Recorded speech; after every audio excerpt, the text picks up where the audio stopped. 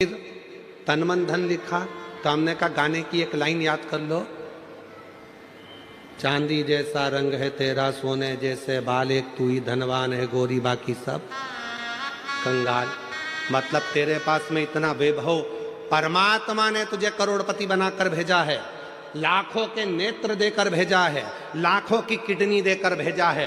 दुनिया का जो व्यक्ति कहता है कि मैं गरीब हूं, समझना पक्का झूठ बोलता है। परमात्मा ने किसी को भिखारी बनाकर पैदा नहीं करा, परमात्मा ने करोड़पति बनाकर पैदा करा। परमात्मा कभी किसी को गरीब बनाकर पैदा नहीं करता, परमात्मा हमेशा सेठ बनाकर पैदा करा है। बस इतना याद रखना, अपने हुनर को निखारिए, अपने भीतर जो परमात्मा ने दिया है उसको निखारने का प्रयास करिए। अपने भीतर जो परमात्मा ने दिया है उसको सामने लाने का प्रयास करिए। जिस दिन आप अपने हुनर को निखारना प्रारंभ करोगे, एक दिन आप अपने आप समझ जाओगे कि परमात्मा ने आपको कितना करोड़पति बनाकर भेजा है, कितना धनपति बनाकर भेजा है।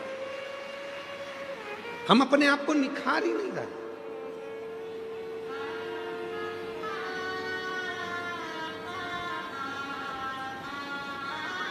कई माताएं अपने बच्चे से कहती हैं,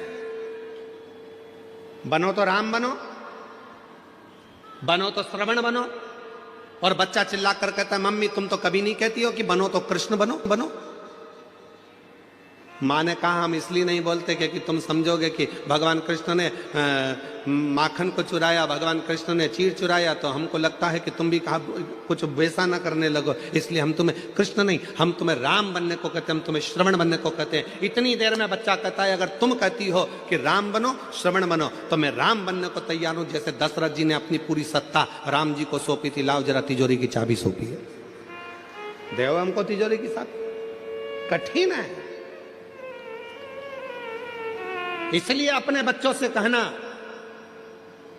कि बनना तो छत्रपति वीर शिवाजी बनो, बनना तो दुर्गावती बनो, बनना तो झांसी की रानी बनो, और बनना तो बाला साहेब ठाकरे जैसे प्रबल शेर बनो जिसकी गर्जना से पूरा देश गूंजता। रामकृष्ण परमहंस बनो, स्वामी विवेकानंद बनो। बनना है तो अपने जीवन में कुछ अच्छा करने के लिए जागरूकता का प्रभाव, परमात्मा ने जो तुमको भेजा है उसको निखारने का प्रयास करिए, उसको निखारो। कितना सुंदर एक चरित्र है शिव महापुराण में, जरा देखिएगा। धनु राजा के दो पुत्र हुए, रंभ और करम। दोनों के घर में औलाद नहीं थी। जल में बैठकर दोनों तप कर रहे थे। इतने में एक मगर आ गया और मगर ने करम्ब को खा लिया। रंभ को लगा मेरा भाई मर गया, अब मैं जल में बैठकर तपस्या नहीं करूंगा, अब मैं जल में बैठकर तप नहीं करूंगा। तो रंभ गया, अब चारों तरफ आग लगाकर, अग्नि लगाकर बीच में बैठकर तपस्या करने लगा, ब्रह्मा जी को प्रसन्न करने लगा। ब्रह्मा जी प्रसन्न हो गए, मांगो रंभ तुम्हें क्या चाहिए। रंभ ने कहा मेरे घर में औलाद नहीं है, संतान नहीं है, आप कृपा करो और मेरे घर में संतान हो। तो कह दिया ए रंभ, तू तपस्या कर कर जैसे उठेगा, जिसको भी प्रेम से देख लेगा, जिसको भी तू प्रेम से देखेगा उसी से तेरी औलाद हो जाएगी। बस रंभ तपस्या कर कर उठा, सामने से एक भैंस निकल कर जा रही थी, एक महिष निकल कर जा रही थी, और रंभ ने उस भैंस को, उस महिष को प्रेम से देख लिया। और जैसे ही भैंस को देखा, भैंस का गर्भ ठहर गया, उस महिष का गर्भ ठहर गया, उस भैंस का गर्भ ठहर गया, और वो भैंस गर्भवती हो गई। भैंस जब अपने मालिक के घर पहुंची, उसका जो पति था भैंसा, महिषा, उसने देखा कि मेरी पत्नी गर्भवती हो गई, इसके गर्भ में किसका बच्चा है। भैंसे ने ध्यान लगाया तो मालूम पड़ा कि वो रंभ का पुत्र है। क्रोध में आ गया महिषा, और महिषा को क्रोध आया, भैंसे को क्रोध आया, और रंभ के साथ वो युद्ध करने चले गया, और आखिरी में उसने रंभ को मार डाला। जैसे रंभ मर गया, उसके नगर के लोगों ने उसका अंतिम संस्कार करना प्रारंभ करा। चिता लगाई, अंतिम संस्कार हो रहा है, चिता पर लेटाया, चारों तरफ से आग लग गई।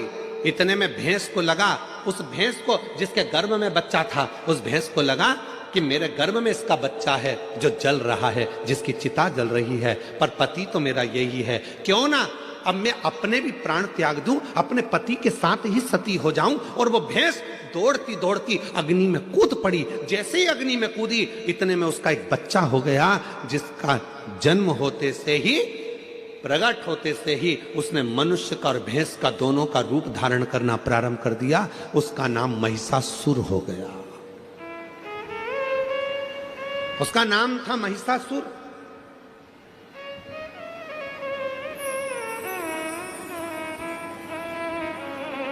भैंस का रूप धारण कर कर, भैंसे का बड़ा रूप धारण कर कर सामने आ गया।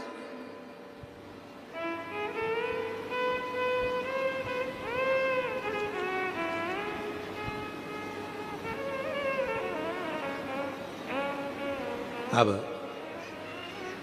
महिषासुर ब्रह्मा जी का तप करा, वर मांगा, मुझे वर दीजिए ब्रह्मा जी। ब्रह्मा जी ने पूछा कौन सा वर चाहिए, तो ब्रह्मा जी से कहा मुझे वर दीजिए कि मुझे कोई पुरुष ना मार सके। और महिषासुर ने मन में सोचा कि किसी स्त्री में ऐसा बल नहीं है जो मुझे मार दे, अगर मरूं तो एक स्त्री के हाथ से मरूं। तथास्तु। खूब उपद्रव मचाया उस महिषासुर ने, बहुत बहुत उपद्रव मचाया। इतना उपद्रव महिषासुर ने मचाया, चारों तरफ हाहाकार मच गई। हर जगह पर लोग घबराने लगे, डरने लगे, भय खाने लगे। इतना भय उत्पन्न होने लगा महिषासुर के कारण कि देवताओं के पास में दौड़ दौड़ कर जाते, प्रार्थना करते, इस महिषासुर को मार दो। ब्रह्मा जी ने कहा ये महिषासुर ऐसे मरने वाला नहीं है, ये मरेगा तो किसी स्त्री के हाथ से मरेगा, इसको देवता नहीं मार सकते, इसको मारेगी तो केवल एक नारी मारेगी। अब देखिए, जो कथा चल रही थी वो यहां पर आकर जुड़ी है। आपके अंदर एक भगवान ने ऐसा गुण देकर भेजा है, उस गुण को आपको निखारना, उस गुण को निखारना। कैसे मरेगा? देवताओं से जाकर कहा आप सबकी धर्म पत्नियों को जाकर कहिए कि कोई एक इस महिषासुर को मार दे। इंद्रदेव की पत्नी से कहा क्या तुम मार सकती हो? ब्रह्मा जी ने कहा नारी में बल तब आता है जब वो अपने पति का सम्मान करे, आदर करे, सत्कार करे और नमन करे, ऊंची आवाज में बात ना करे, तो नारी के अंदर एक बल बड़ा प्रबल रहेगा, बड़ा।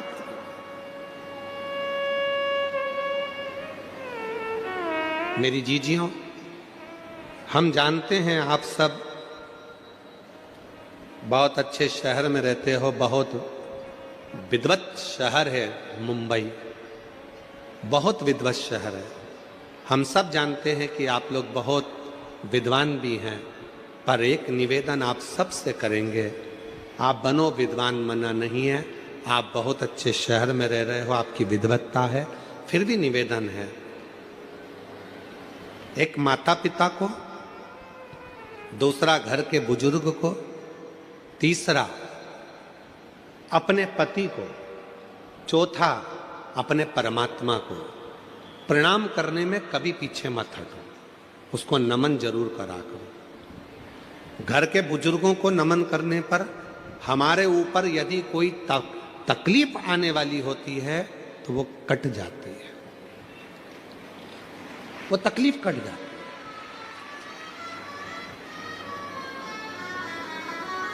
अपने माता पिता को प्रणाम करने में बिल्कुल संकोच मत करो, कोई संकोच नहीं होना चाहिए अपने माँ बाप को प्रणाम करने में।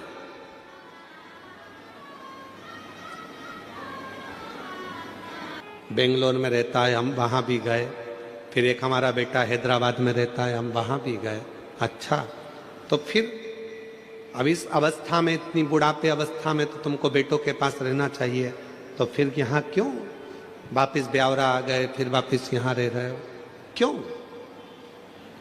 गुरुजी, हम वहां रह तो रहे थे, पर ऐसा लग रहा था कि वहां से हमारा अपनापन खत्म हो चुका था। गुरुजी, माँ बाप के पास जैसे बेटा रहता है उसको लगता है कि ये मेरे माँ बाप हैं और इनके पास जो कुछ भी है उस पे मेरा हक है। जैसा बेटा रहता है अपने माँ बाप के पास में और उसको लगता है कि ये मेरे माँ बाप है और उनके पास जो है उस पर मेरा हक है।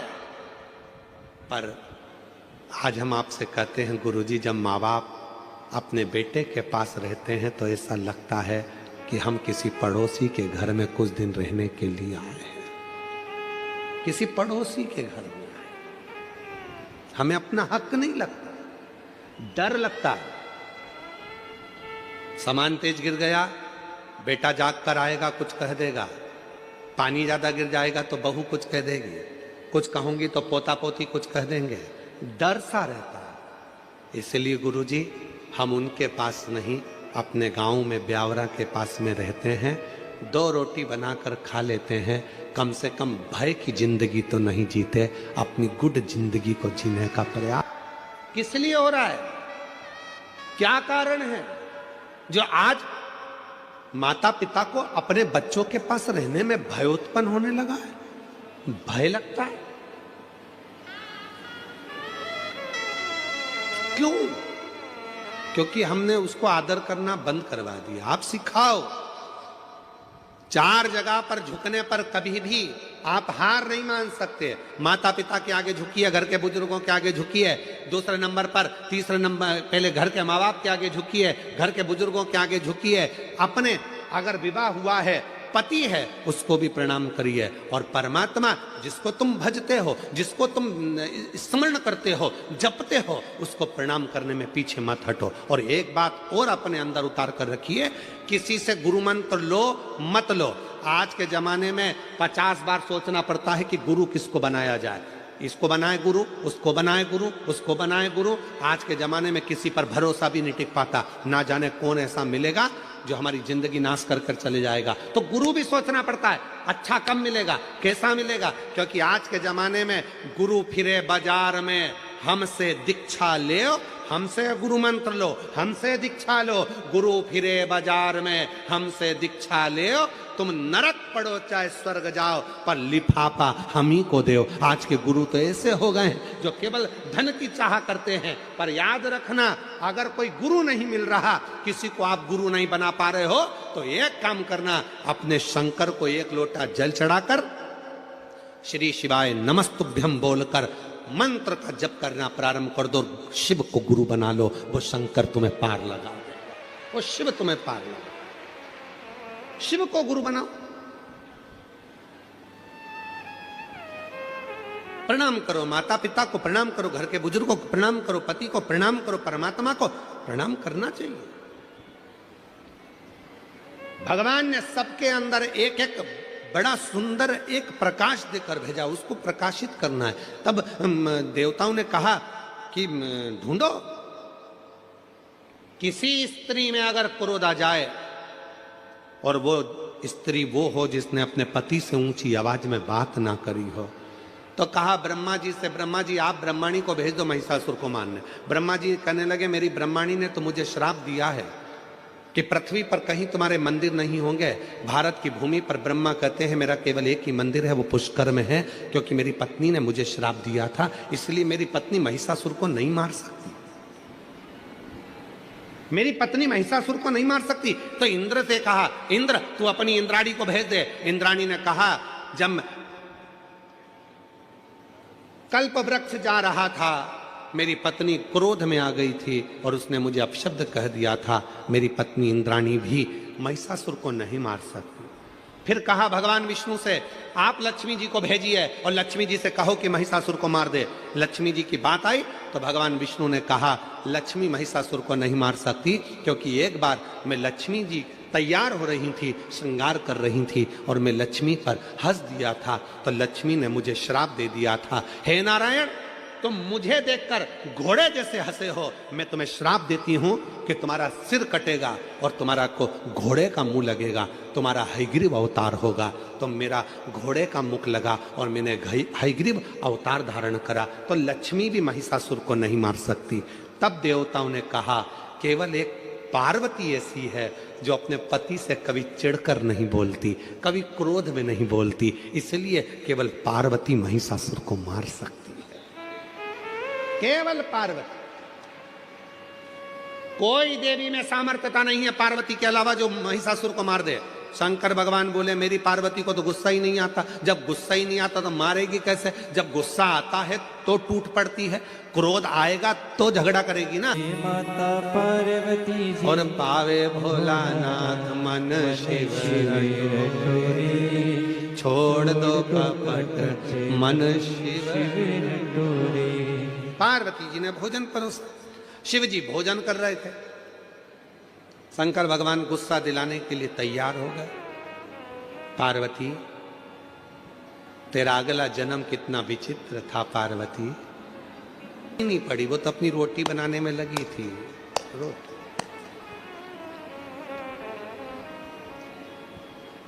फिर भगवान शिव जी ने कहा पार्वती तेरे पिताजी हिमालय राज के पास में इतना धन था, कन्यादान में एक फूटी कोड़ी नहीं दी तेरे पिताजी ने। तेरे पिता ने एक फूटी कोड़ी नहीं दी।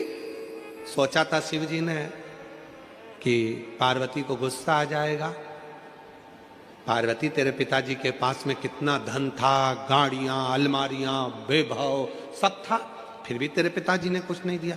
पार्वती जी सिर पे पल्लू लेके मुस्कुरा के बोली मेरा पिता तो दे दे था, तुम्हारे घर में रखने की जगह है? शंकर भगवान मन में सोचे मैं इसके बाप के ऊपर पहुंचा, ये मेरे बाप के ऊपर पहुंच गई, क्या बोलूं, गुस्सा तो आ ही नहीं रहा।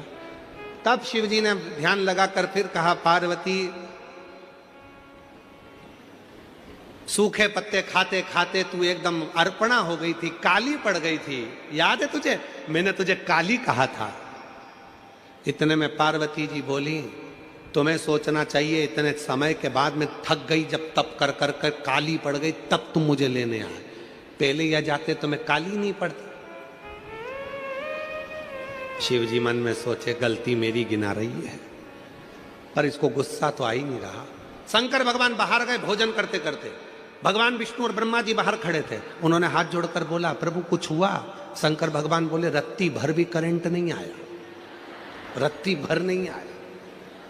इतने में भगवान ब्रह्मा और विष्णु ने तुरंत कहा प्रभु आपने क्या क्या बोला? तो कहा मैंने उसके पिताजी के बारे में बोला कि तुम्हारे पिताजी ने कुछ नहीं दिया, तो वो बोली तुम्हारे घर में रखने की जगह नहीं थी, उसके बारे में बोला। तो इतने में भगवान विष्णु ने कहा एक काम करो कि पार्वती का जो अगला जन्म था सती का, उनके पिता के बारे में बोलो, हो सकता है थोड़ी आग लग जाए, हो सकता है। जब मायके के बारे में बोला जाता है तभी थोड़ी सी क्रोध आता है। अब शिव जी ने कहना चालू करा पार्वती तेरा अगला जन्म कितना विचित्र था, तेरे पिताजी ने यज्ञ रखा और उस यज्ञ में सबको बुलाया, मुझे नहीं बुलाया, तुझे नहीं बुलाया, तेरा पिता था अपनी बेटी को नहीं बुलाया, और तू पहुंच भी गई तो धक्के मारकर निकाल दिया तेरे पिताजी ने। इतनी देर में तो पार्वती जी जो आटा उसन रही थी उसको और जम के उसनना चालू करा, और जम के। आज भी आटा उसनने के बाद आटे में 3-4 उंगलियां दबाई जाती है। आप लोग दबाते हो कि नहीं दबाते हो मालूम नहीं, देखा है आप लोगों ने? आटा उसनने के बाद उसमें 3-4 उंगलियों को ऐसे ऐसे दबा दिया जाता है, दबाते हैं उसके अंदर।